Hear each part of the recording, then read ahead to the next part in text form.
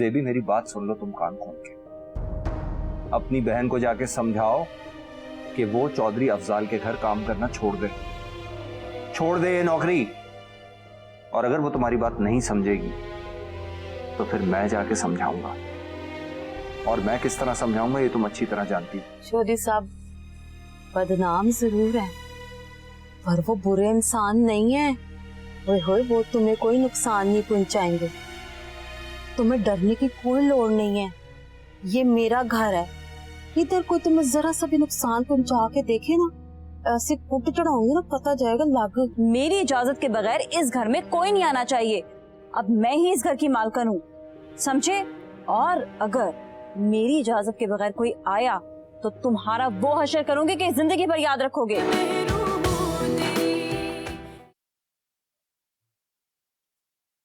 बिटिया, बच्चों को पढ़ाने में तो बहुत मजा आ रहा है ना आपको?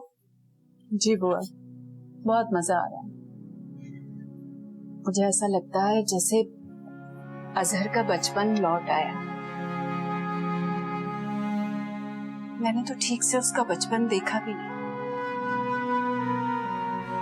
है, अजहर मियाँ के लिए तो आप दोनों मियाँ बीवी का बहुत झगड़ा होता था। कभी अजहर मियाँ महमूद साहब के पास रहते थे, कभी वो आपके पास रहते थे। अजहर मियाँ के बचपन की कोई बात तो आपको याद नहीं होगी। लेकिन बुआ, मैंने किसी चीज की कमी तो नहीं छोड़ी उसके लिए। वो जब भी मेरे पास आता था मैं उसे अपना भरपूर प्यार, मोहब्बत और कॉन्फिडेंस देती थी। तभी तो वो इतना कॉन्फिडेंट मर्द बना। वरना महमूद और उसकी बीवी ने तो उसे बर्बाद करने में कोई कसर नहीं छोड़ी। बिल्कुल ठीक कह रही आप। वैसे मियाँ बीवी का झगड़ा बच्चे पे बहुत असर करता है। गलती किसी की भी हो, खमियाजा तो बच्चों को ही भुगतना पड़ता है।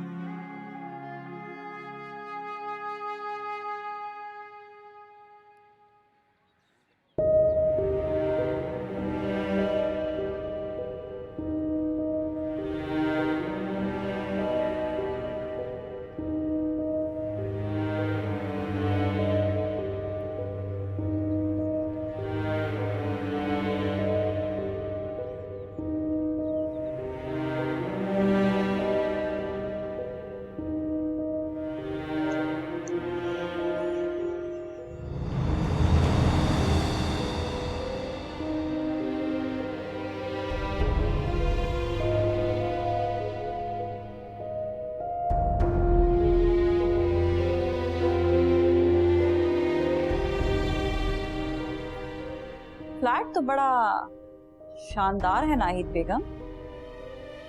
क्यों आई हो तुम यहाँ? देखने के लिए आई थी कि मिसेस नाहिद महमूद आखिर कहाँ रह रही हैं, क्या कर रही हैं, और अभी भी उनका नखरा खत्म हुआ या नहीं। क्या बकवास है तुम्हारी, इतनी जुर्रत? जुर्रत तो आपने की है वकील के हाथ मुझे नोटिस भिजवाने की। मामूली सा फ्लैट, कम तनख्वाह की जॉब, महज एक दिखावा है।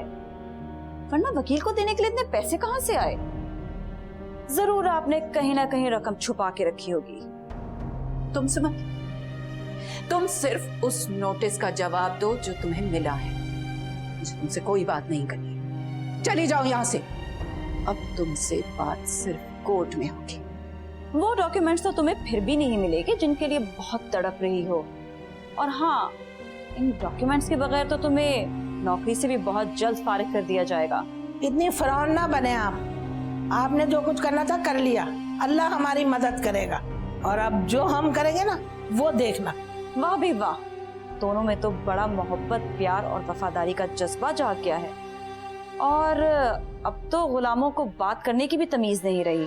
तुम ये बकवास करने के लिए यहाँ आई थी?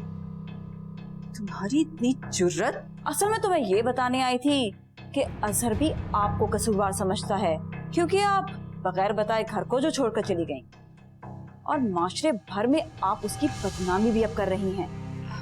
नहीं, ये झूठ है। मैंने ऐसा कुछ भी नहीं किया। मैंने किसी से कुछ नहीं कहा। तुम मुझ पर इल्जाम लगा रही हो। तुम इल्जाम लगा रही हो मुझ पर। अच्छा, तो फिर नोटिस क्यों भिजवाया? इसलिए कि तुम्हारे पालतू कुत्ते मुझे मेरे घर के अंदर घुसने नहीं दे रहे, इसलिए मैंने ये नोटिस भिजवाया है। और अब तुमसे कोर्ट में बात होगी,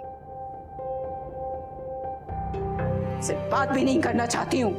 अब आप देखिएगा कि मैं आपका क्या हाल करती हूँ। अपने फूफो पर होने वाले एक एक जुल्म का हिसाब लूंगी, वरना मेरा नाम जबेलिया नहीं। बेटा तो आपने खो ही दिया, अब घर भी गया और बाकी बची इज्जत। इज्जत और जिल्लत सिर्फ अल्लाह के इख्तियार में।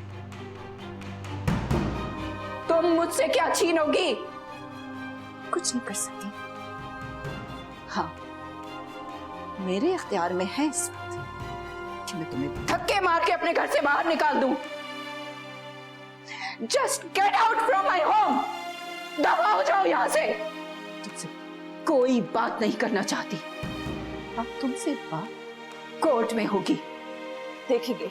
और जाते जाते एक बात मेरी सुनती जाना, मुझसे मेरा बेटा तो तुमने छीन लिया, लेकिन तुम अजहर से उसकी वल्दियत नहीं छीन सकती।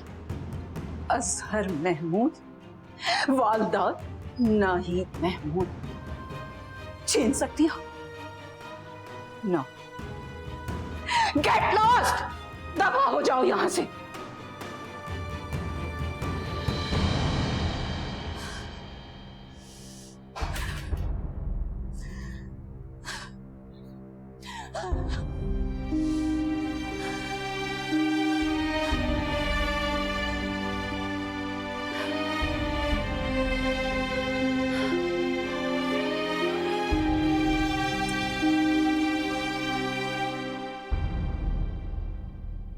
भाभी आप फिक्र मत करिए, मैं आज ही मेरे से मिलने जाऊंगा और वहां पहुंच के आपकी उससे फोन पे बात करवाऊंगा। लेकिन अगर खलील को पता चल गया तो? नहीं पता चलेगा। प्लीज प्लीज आप फिक्र मत करिए।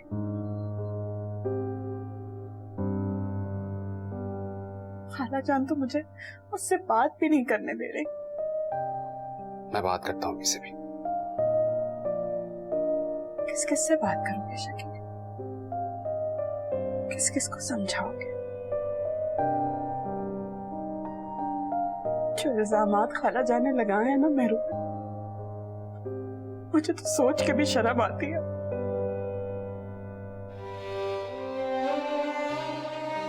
भाभी मैं जानता हूं मेहरू ऐसी नहीं है, बहुत पाक और नेक है। सब गलत बात करते हैं। ये तो सभी जानते हैं, लेकिन उससे दुश्मनी में सब उसकी किरदार कशी कर रहे हैं।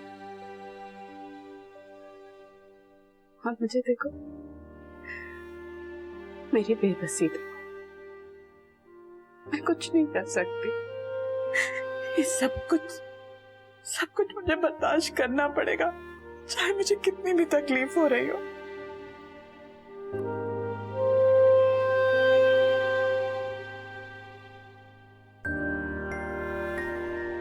भाभी मैं बहुत शर्मिंदा हूं।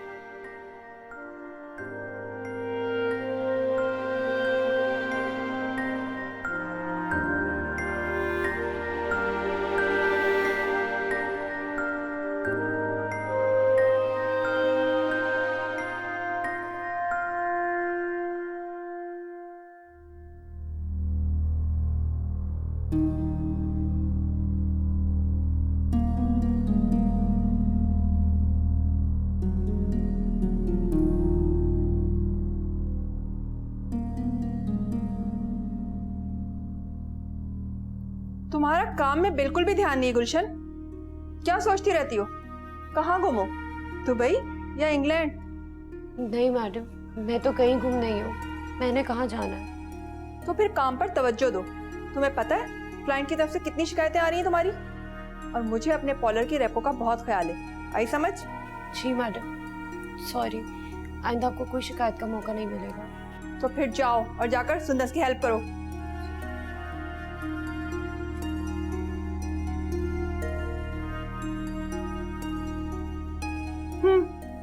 यही होती हूँ, मैंने कहाँ जाना है।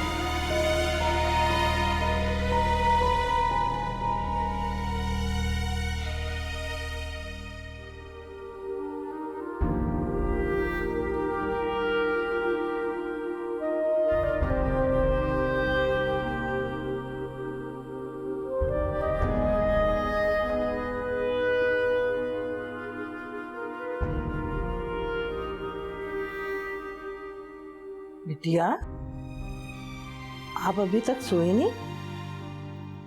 जी बुआ। इस तरह तो आप बीमार हो जाएंगे। आपने उस औरत की बात को इतना दिल पे ले लिया। बुआ आराम कैसे करूं? दिल जल रहा है मेरा।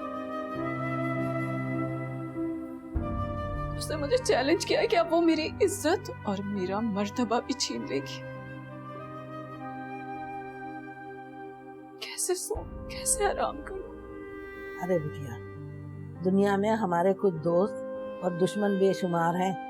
अब सबकी जुबान तो हम पकड़ नहीं सकते। हर कोई कुछ ना कुछ तो बोल ही देता है। और ये जवेरिया की भड़क, वो तो सिर्फ भड़क ही है। आप उसकी बात को मत लें दिल पर। बुआ, मैं चाहकर भी उससे मुतनफिर नहीं हो सकती। अरे बिटिया, अजहर की हरकत कोई मामूली तो नहीं है। आप जानती हैं, वो आपकी मर्जी के खिलाफ तो उसने जाके जवेरिया से शादी कर ली और उसकी हकीकत जानते हुए भी उसे अपने साथ घर ले आया और आपको उसके खातिर ये घर छोड़ना पड़ा। ये कोई मामूली बात है?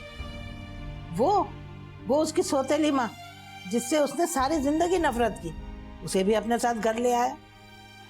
अब ये कोई मामूली बातें नहीं है। कान खोल के सुन लो लड़के, तुम्हारी माँ आने वाली है। अगर तुमने उसको कुछ बताया, याद रखना उस अंधेरी कोठरी में तुमको बंद करके उल्टा लटका दूंगी, जहाँ चुड़ैलें और चिनाते और बच्चों को खा जाते। समझ गए तुम? हुआ अजहर हसीना से इतनी नफरत करता है, फिर भी उसने उसे अपने साथ घर में रखा हुआ है। इसकी कोई ना कोई वजह तो होगी ना। अरे वजह है ना, जवेरिया। वो तो जवेरिया के हाथों का खिलौना है। वो जैसे नचाती उंगलियों पे वो नाचते रहते हैं। अब जवेरिया की मर्जी है, वो जिसको चाहे उस घर में रखे, जिसको चाहे निकाल बाहर करे। आपकी जजमेंट ठीक है, लेकिन मैं क्या करूं? अपने दिल के हाथों बहुत मजबूर हूं। मैं चाहकर भी अजहर से नफरत नहीं कर सकती। आप तो उससे नफरत कर ही नहीं सकती। वो आपकी अपनी औलाद है।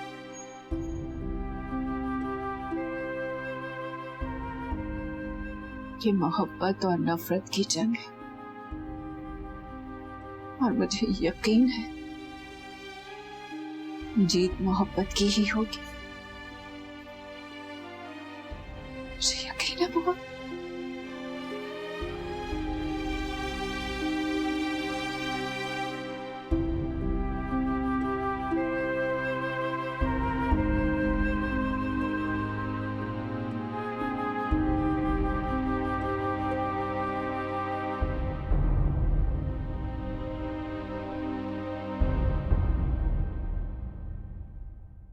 अरे मैं बता रही हूँ, शकील वाकई बहुत अच्छा। माना के अच्छे, बहुत अच्छे, वो लाखों में एक है। मगर आपको खाला जान के घर का माहौल तो अच्छे से पता है। आपने उनके घर में एडजस्ट कर लिया, लेकिन मैं नहीं कर पाऊंगी। अब खलील भाई को ही देखें, इस घर में रहते हुए वो मुझ पर गुस्सा करते, अपनी मर्जी मेरे ऊपर थोपते। खाला जान के सामने तो वो भी सहम जाते हैं। मैं उस घर में घुट घुट कर सहम कर अपनी सारी जिंदगी नहीं गुजार सकती। मेरे अंदर आप जितना हौसला और सब्र बिल्कुल नहीं है। आप यही तो तुम्हारी गलती है। तुम शकील और खलील को एक ही नजर से देखती हो। मेरू, शकील तो तुमसे बहुत मोहब्बत करता है, और मोहब्बत करने वाले तो बहादुर होते हैं, डट जाने वाले, बचा लेने वाले, संभाल लेने वाले।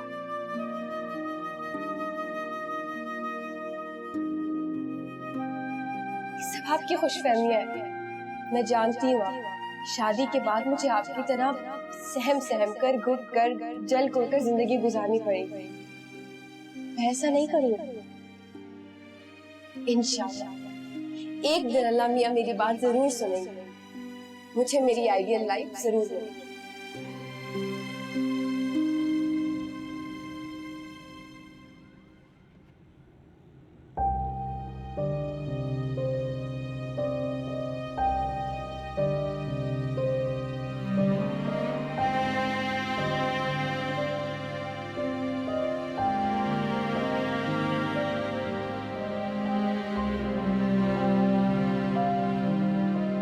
पीनू, ये जोड़े तुम रख लो और अपने हिसाब से इन्हें छोटा कर लेना। ये इसी का दुपट्टा है ना? हाँ। हाय रब्बा, मेहरू, ये मेरे सारे नवे कपड़े थे, इतने कीमती कपड़े हैं, तूने सारे उठा के इस गवार को दे दिए। इसने जिंदगी में तो क्या कभी ख्वाब में भी ऐसा जोड़ा नहीं देखा होगा। अल्लाह से माफी मांगे, ये कैसी बातें कर रही हैं आप? हाँ, अल्लाह मियाँ को नाराज करने वाली। और वैसे भी ये जो महंगे जोड़े हैं ना, आपके किसी काम के नहीं है। आप जिन पार्टीज में आप जाती हैं, जिन लोगों के साथ आपका उठना बैठना होता है, ये महंगे कपड़े भी वहाँ 0 लगते हैं, 2 रुपये के। अगर आप अपने ये पुराने कपड़े इस बेचारी को दे देंगी तो आपको सवाब भी मिलेगा ना, और क्या होगा। और वैसे भी तो कहते हैं ना, पुराना जाएगा तो नया आएगा। हैं? अच्छा, अच्छा तू कहती है तो फिर ठीक है, चल ले जा कपड़े। हाँ, देखिए ना बेचारी कितनी खुश हो गई। ऐसे मुझे पता है पीनू को बड़ा शौक है ऐसे कपड़े पहनने का। पीनू, दुआएं देगी ना बेगम साहिबा को अपने? जी बेगम साहिबा, मैं ना आपको वैसे भी बहुत दुआएं देती हूँ। आपके साथ रह के ना मुझे इतने चंगे और महंगे कपड़े पहनने को मिलते हैं। हाय कसमें बेगम साहिबा, मुझे ना आपका ये वाला जोड़ा बड़ा ही पसंद था। है कमीनी, नजर बद वाली लड़की, तू मेरे कपड़ों पे नजर लगा के बैठी हुई थी। तब भी मैं कहूँ मैं नवे जोड़े सवला के पहनती हूँ तो मेरे सर में पीड़ क्यों हो जाती है। अब पता लगा कि मेरी आंखें सूज के मोटी क्यों होती है। तू तो नजर लगा के बैठी हुई थी मेरे कपड़ों पे। है, एक कपड़ा भी नहीं दूंगी तुझे, एक भी कपड़ा नहीं दूंगी। चल रख वापस, चल रख दे वापस, एक कपड़ा नहीं देना मैंने तुझे, खबरदार। तूने हाथ तोड़ के हाथ में दे दूंगी, समझ में आई है ना? फकीर नहीं कहीं की मनूस। मैडम, ये किस लहजे में बात कर रही हैं आप? बिला वजह में अपनी पर्सनैलिटी खराब करी, इसका कुछ नहीं जाएगा। और इन छोटी छोटी बातों पर अपना ब्लड प्रेशर हाई ना किया करें। वैसे एक बात है, अल्लाह मियाँ ने आपको इतना सब कुछ दिया, आप ये फटे पुराने कपड़े गरीब को नहीं दे सकती, दुआएं नहीं ले सकती। ये जो अमीर होते हैं ना, दिल के बड़े गरीब होते हैं। अल्लाह मियाँ ने आपको इतना बड़ा घर दिया है, अगर समुद्र में से एक कतरा पानी का निकालेंगी तो क्या हो जाएगा? अच्छा ठीक है, जा ले जा। एक तो मेरू, तू ना मेरा हमेशा इरादा बदल के रख देती है। ले जा। शुक्रिया बेगम साहिबा। जाओ, भाग जा। वैसे मैं बहुत खुश हूँ, आप सीख रही हैं वक्त के साथ साथ। वैसे मैं सोच रही थी ये वाले कपड़े भी दे दें। इतना बड़ा गंदा सा गोटा लगा हुआ है, क्या करेंगे आप इन कपड़ों का? हाय मेरू, ये तो जोड़ा अभी सिला के पहना है मैंने, अभी दे दूं? नहीं। चले ठीक है। और वैसे इतने बड़े झुमके पहनती है घर में, अल्लाह मियाँ पता नहीं कब सीखेंगी आप। ओह मेरू, पसंद है ना? चल ठीक है ना, कल दे दूं।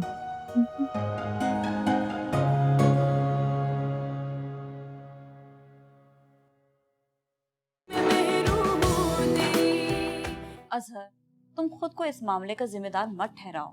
तुम्हारी मामा खुद घर छोड़कर गई थी अपनी मर्जी से, अपनी ख्वाहिश से। Please Azhar, don't feel guilty. Juveria वो मेरी माँ है, अबूद एंटरप्राइजेस के मालिक। आज तक उन्होंने अपनी गाड़ी के अलावा और कोई कन्वेंस यूज नहीं किया, और आज मैंने खुद देखा उनको बस में सफर कर रही थी और बस से गिर गई उतरते वक्त। अरे बिटिया, आप किसी अच्छे डॉक्टर को जाकर दिखाएं। आपके पाँव में इतनी तकलीफ है। वह कैसे जाए? पाँव में तकलीफ है, पैदल चल के जा नहीं सकती, और टैक्सी पे जाऊंगी तो 250 या 300 तो ले ही लेगा।